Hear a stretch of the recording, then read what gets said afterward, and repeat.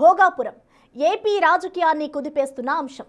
International ఎయిర్పోర్ట్లో first commercial flight land అయిన దగ్గర నుంచి భోగాపురం చుట్టూ రాజకీయం రాజుకుంది. తమ విజన్ వల్లే ఇదంతా సాధ్యమైందని టీడీపీ చెబుతుంటే ఎయిర్పోర్ట్ నిర్మాణం ఘనత తమదేనని వైసీపీ వాదిస్తోంది. ఈ క్రెడిట్ వార్ వెనుక ఉన్న అసలు నిజాలేంటి? ఇది చంద్రబాబు విజన్ నిజమా? జగన్ చెప్పిన రీజన్ వాస్తవమా? భోగాపురంపై ఏపీ రాజకీయాల్లో వినిపిస్తున్న వాదనలేంటి? అసలు వాస్తవాలేంటి? క్రెడిట్ కోసం ఇక్కడ ఎవరు పోరాడట్లేదు. ఇదే జగన్మోహన్ రెడ్డి గారు ఆనాడు ఏం చెప్పారు? ఎర్ర బస్సు రాని ఊరికి ఎయిర్పోర్ట్ అవసరమా అని చెప్పాడా లేదా? అసలు క్రెడిట్ చోరీ అన్నది చేయడం కోసం ఎన్ని పడరాని పాటలు పడతా ఉన్నాడు చంద్రబాబు నాయుడు అన్నదానికి దాదాపుగా 960 కోట్ల రూపాయలు ఖర్చు చేసి ల్యాండ్ అక్విజిషన్ పూర్తి చేసినాం. ఇవన్నీ కూడా మా హయాంలో జరిగాయి. ఇది భోగాపురంపై నడుస్తున్న యవ్వారం. ఏపీ రాజకీయమంతా ఇప్పుడు భోగాపురం ఇంటర్నేషనల్ ఎయిర్పోర్ట్ రన్వే పైకి వచ్చి పడింది. ఇటు నుంచి టీడీపీ, అటునుంచి వైసీపీ క్రెడిట్ కోసం పోటాపోటీగా ప్రయత్నిస్తున్నాయనే చర్చ ఆంధ్రాని హీట్ ఎక్కిస్తోంది. ఎవరేం చేశారో ప్రజలకు తెలుసు అంటూ ఒకరిపై ఒకరు విమర్శల బాణాలు ఎక్కుపెడుతున్నారు. దాంతో ఎయిర్పోర్ట్ పై అంతే సైజులో చర్చ మొదలైంది. ఎందుకంటే ఏపీలో ఇప్పుడు Bhogapuram international airport trending topic. Uttarandhra ముఖ చిత్రాన్ని మార్చేసే ఓ భారీ ప్రాజెక్ట్. ఇటీవలే అక్కడ మొట్టమొదటి కమర్షియల్ ఫ్లైట్ ల్యాండ్ అవడంతో భోగాపురంపై డిబేట్ మొదలైంది. దాంతో ఏపీ పాలిటిక్స్ లో క్రెడిట్ వార్ పీక్స్ కు చేరింది. ఇది తమ విజన్ అని తెలుగుదేశం పార్టీ చెబుతుంటే పరుగులు పెట్టించింది తామేనని వైసీపీ అంటోంది. ఇలా రెండు పార్టీలు సోషల్ మీడియా వేదికగా యుద్ధం చేస్తున్నాయి. రెండు పార్టీల నేతలు కూడా ఇదంతా తమ వల్లే సాధ్యమైందని చెబుతున్నారు. ఇటీవలే విశాఖలో పర్యటించిన లోకేష్ భోగాపురం ఎయిర్పోర్టు విషయంలో క్రెడిట్ కోసం తాము ఎలాంటి పోరాటం చేయడం లేదన్నారు. ఎయిర్పోర్టు వల్ల ఉత్తరాంధ్రకు మేలు జరుగుతుందనే శరవేగంగా పనులు పూర్తి చేశామని తెలిపారు. ఎర్ర బస్సు రాని ఊరికి ఎయిర్పోర్టు అవసరమా అని అప్పట్లో జగన్ అన్నారా లేదా అనేది అందరికీ తెలుసన్నారు. చంద్రబాబు విజన్ తోనే ఇది సాధ్యమైందని చెప్పారు. జగన్ హయాంలో భోగాపురానికి ఇచ్చిన 600 ఎకరాలు వెనక్కి తీసుకున్నారని గుర్తు చేశారు. కూటమి ప్రభుత్వం వచ్చాక ఆ 600 ఎకరాలు మళ్లీ కేటాయించిందని తెలిపారు. ఎయిర్పోర్ట్ అంటే విమానాల ల్యాండింగ్ ఒకటే కాదు, దాని చుట్టూ ఉపాధి అవకాశాలను కూడా డెవలప్ చేస్తున్నామని తెలిపారు. క్రెడిట్ కోసం ఇక్కడ ఎవరు పోరాడట్లేదు. పని చేసేదానికి, ప్రజలకి పెద్ద ఎత్తున ఉద్యోగాలు, ఉపాధి కల్పించడానికి మేము అహర్నిశలు కష్టపడుతున్నాము. అయితే అది గుర్తుపెట్టుకోండి. ఇదే జగన్మోహన్ రెడ్డి గారు ఆనాడు ఏం చెప్పారు? ఎర్ర బస్సు రాని ఊరికి ఎయిర్పోర్ట్ అవసరమా అని చెప్పాడా లేదా? వీడియో మీరు చూసారా లేదా? మళ్ళీ ఇప్పుడు ఆయన వచ్చి ఎన్ని మాటలు మాడితే ఎంతో న్యాయం. నంబర్ 1. నంబర్ 2, ఆనాడు జిఎంఆర్కి సుమారుగా 2600 ఎకరాలు కూటమి ప్రభుత్వం అందజేసింది. నన్ను అడిగితే అది ఇంకా తక్కువ.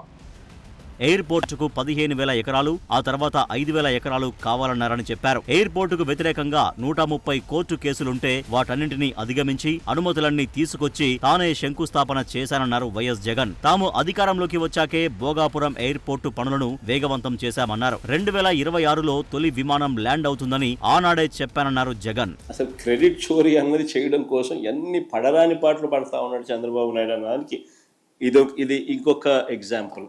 వాస్తవంగా చంద్రబాబు నాయుడు గారు ఏకంగా ఈ ప్రాజెక్టుకు వ్యతిరేకంగా 130 కోర్టు కేసులు ఫైల్ అయినాయి. 2014లో టీడీపీ ప్రభుత్వం ఏర్పడ్డాక ఉత్తరాంధ్రలో గ్రీన్ఫీల్డ్ ఎయిర్పోర్టు నిర్మాణ ప్రతిపాదన వచ్చింది. భోగాపురం ఎయిర్పోర్టు కట్టాలనే విజన్ చంద్రబాబుదేనని టీడీపీ నేతలు, మద్దతుదారులు చెబుతున్నారు. 2019 ఫిబ్రవరిలో అప్పటి సీఎం హోదాలో చంద్రబాబు ఈ ప్రాజెక్టుకు తొలిసారి శంకుస్థాపన చేశారు. 2016 నుంచి 2018 మధ్య భూసేకరణ ప్రక్రియ ప్రారంభించి సుమారు 2,200 ఎకరాలను సేకరించారు. ఎయిర్పోర్టు నిర్మాణానికి పీపీపీ మోడల్లో జీఎంఆర్ గ్రూపును ఎంపిక చేసింది కూడా టీడీపీ ప్రభుత్వమేనని గుర్తు చేస్తున్నారు. చంద్రబాబు హయాంలోనే ఇంటర్నేషనల్ ఎయిర్పోర్టుకు కావాల్సిన అనుమతులు, డిజైన్లు సిద్ధమయ్యాయని, చంద్రబాబు వేసిన పునాది వల్లే ఈ రోజు విమానం ల్యాండ్ అయిందని వాదిస్తున్నారు. అయితే జగన్ ప్రతిపక్షంలో ఉన్నప్పుడు భోగాపురం ఎయిర్పోర్టు గురించి ఏమన్నారో ఒకసారి చూద్దాం.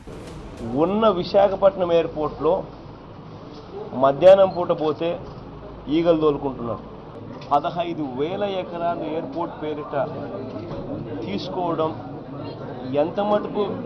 ఎంతవరకు ధర్మం అని చంద్రబాబు నాయుడిని గట్టిగా అడుగుతా ఉన్నాం. మేము ఎర్ర బస్సు కూడా రాని ఈ గ్రామానికి ఎయిర్పోర్ట్ ఎందుకు సార్ అని అడుగుతా ఉంది నరసాయమ్మ.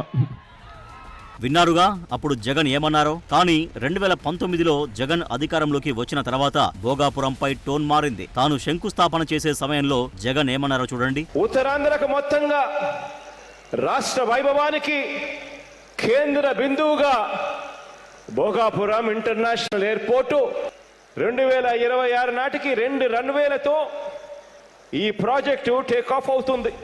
వైఎస్ జగన్ అధికారంలోకి వచ్చాక విశాఖపట్నం ఏపీ రాజధానిగా ఉంటుందని ప్రకటించారు. విశాఖ క్యాపిటల్ గా ఉండబోతోంది కాబట్టి భోగాపురం విమానాశ్రయం అవసరమని తెలిసొచ్చింది. దాంతో ప్రాజెక్టు విస్తీర్ణాన్ని తగ్గించి మిగిలిన భూమిని ఇతర అవసరాలకు కేటాయించాలని నిర్ణయించింది జగన్ ప్రభుత్వం. అంతేకాదు చంద్రబాబు హయాంలో ఎయిర్పోర్టు కోసం సేకరించిన భూమిలో 600 ఎకరాలను వెనక్కి తీసేసుకుంది వైసీపీ సర్కార్. అలా 2023 మే నెలలో జగన్ భోగాపురం ఇంటర్నేషనల్ ఎయిర్పోర్టుకు శంకుస్థాపన చేశారు. అదే జీఎంఆర్ గ్రూప్ తో పనులు ముందుకు సాగేలా చొరవ తీసుకున్నారు.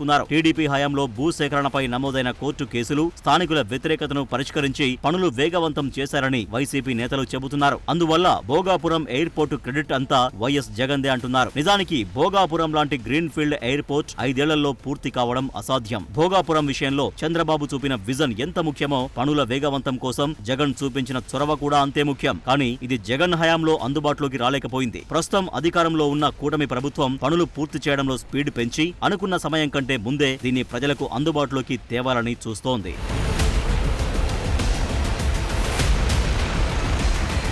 భోగాపురం ఇంటర్నేషనల్ ఎయిర్పోర్ట్ క్రెడిట్ ఎవరిదనేది పక్కన పెడితే దానికోసం కొట్టుకోవడమే ఆశ్చర్యకరంగా అనిపిస్తోంది.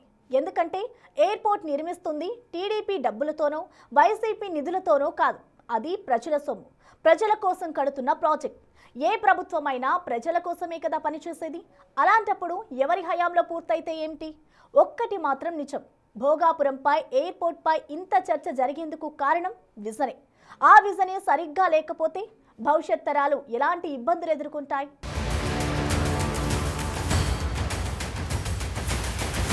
ప్రభుత్వాలు చేపట్టే ఏ ప్రాజెక్ట్ అయినా ప్రజల కోసమే, ప్రజల సొమ్ముతోనే నిర్మితమవుతుంది. కానీ ఆ ప్రాజెక్టుల ఘనత చుట్టూ తిరిగే రాజకీయాలే అసలైన లక్ష్యాన్ని పక్కదారి పట్టిస్తున్నాయి. భోగాపురం ఇంటర్నేషనల్ ఎయిర్పోర్టు విషయంలో కావాల్సింది పొలిటికల్ క్రెడిట్ కాదు, భావితరాల ప్రగతికి విజన్. ఏపీ రాజకీయాల్లో ఇప్పుడు Bhogapuram international airport talk of the state గా మారింది. ఇది మా ఘనత అంటే మా ఘనత అని 2 ప్రధాన పార్టీల మధ్య నడుస్తున్న డైలాగ్ వార్ని రాష్ట్రం మొత్తం చూస్తోంది. అయితే ప్రభుత్వం అనేది నిరంతర ప్రక్రియ. నిధులు ప్రజలవి, ప్రాజెక్టు ప్రజల కోసం. కానీ ఆ ప్రాజెక్టుకి విజన్ సరిగ్గా లేకపోతే అది కేవలం కాంక్రీట్ కట్టడంగానే మిగిలిపోతుంది. ఇంటర్నేషనల్ ఎయిర్పోర్ట్ అంటే పొడవైన రన్వే, భారీ టెర్మినల్ మాత్రమే కాదు, కనీసం 20 నుంచి 50 ఏళ్ల భవిష్యత్తుని అంచనా వేయగలిగే విజన్. అది లేకపోతే ఎంత పెద్ద ఎయిర్పోర్టు కట్టినా కొన్నేళ్లలోనే అది ఎందుకు పనికి రాకుండా పోయే అవకాశాలున్నాయి. హైదరాబాద్లోని బేగంపేట ఎయిర్పోర్టుని గుర్తు తెచ్చుకుంటే చాలు విజన్ ఎంత ముఖ్యమో అర్థమవుతుంది. నగరం నడిబొడ్డున ఉండటం వల్ల దాన్ని విస్తరించలేకపోయారు. దాని స్థానంలో ఇంటర్నేషనల్ ఎయిర్పోర్ట్ అవసరమైనప్పుడు కొత్త విమానాశ్రయాన్ని శంషాబాద్ చివరకు తరలించాల్సి వచ్చింది. భోగాపురం విషయంలోనూ భూసేకరణలో రాజీ పడినా, తక్కువ స్థలంలో ప్లాన్ చేసిన, భవిష్యత్తులో విమానాల రద్దీ పెరిగినప్పుడు మరో రన్వే కట్టడానికో మరో టెర్మినల్ నిర్మించడానికో అవసరమైన చోటుండదు. విజన్ లేని ప్లానింగ్ వల్ల భవిష్యత్తులో మళ్లీ కొత్త ఎయిర్పోర్టు కోసం వెతుక్కోవాల్సి వస్తుంది.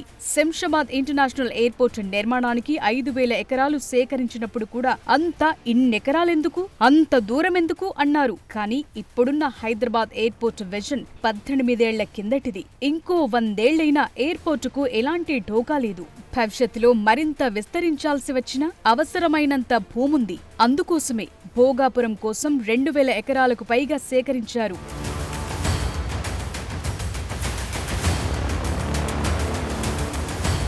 భోగాపురంలో గ్రీన్ఫీల్డ్ ఎయిర్పోర్టు కట్టాలనే ప్రతిపాదన వచ్చినప్పుడు కూడా అనేక అభ్యంతరాలు వ్యక్తమయ్యాయి. విశాఖలో ఎయిర్పోర్టు ఉండగా దానికి కొన్ని కిలోమీటర్ల దూరంలోనే భోగాపురంలో మరో విమానాశ్రయం ఎందుకని ప్రశ్నలు తలెత్తాయి. కానీ విశాఖలో ఉన్న ఎయిర్పోర్ట్ భారత రక్షణ దళాలకు సంబంధించింది. అందులో అన్ని రకాల సదుపాయాలు, మౌలిక వసతులు లేవు. భవిష్యత్తులో పెరిగే రాకపోకలకు ఈ ఎయిర్పోర్టు సరిపోదు.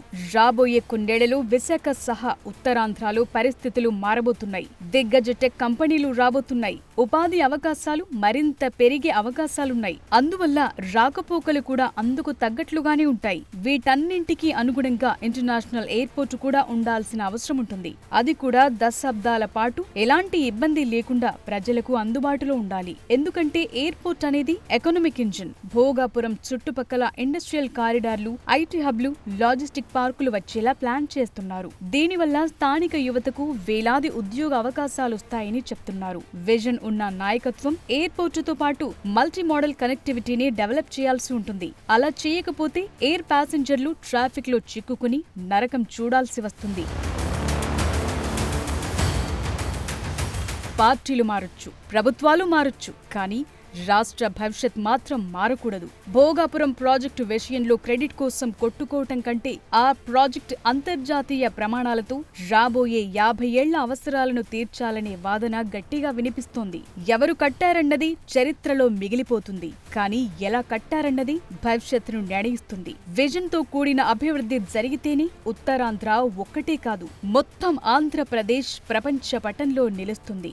రాజకీయంగా టీడీపీ, వైసీపీలు ఎవరి క్రెడిట్ వారిదే అయినా ఉత్తరాంధ్ర ప్రజలకు మాత్రం భోగాపురం ఇంటర్నేషనల్ ఎయిర్పోర్ట్ ఓ గొప్ప వరం. విశాఖ ఐటీ, ఫార్మా రంగానికి ఇదొక గ్లోబల్ గేట్వేగా మారబోతోంది. ఎవరేం చేశారో, ఎంత చేశారో ప్రజలన్నీ గమనిస్తారు. రాజకీయం ఎలా ఉన్నా భోగాపురంలో ఇంటర్నేషనల్ ఎయిర్పోర్ట్ అందుబాటులోకి రానుండడం ఏపీకి మేలు చేసే పరిణామమని చెప్తున్నారు.